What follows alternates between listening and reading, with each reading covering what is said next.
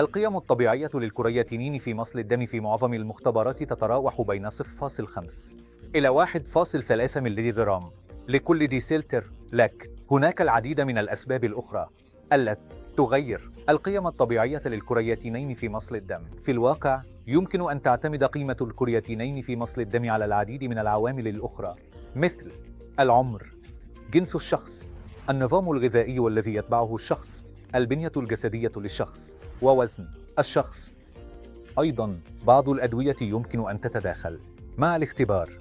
المختبر الذي يستخدم طريقة معينة لاختبار الكرياتينين يمكن أن يظهر أيضاً بعض التفاوت في القيم الطبيعية للكرياتينين. العوامل الأخرى مثل الطول، الوزن، كتلة العضلات، العمر، الجنس، والمختبر الذي تقوم فيه بالاختبار يمكن أن تتداخل أو تؤثر على القيمة الطبيعية للكرياتينين في مصل الدم.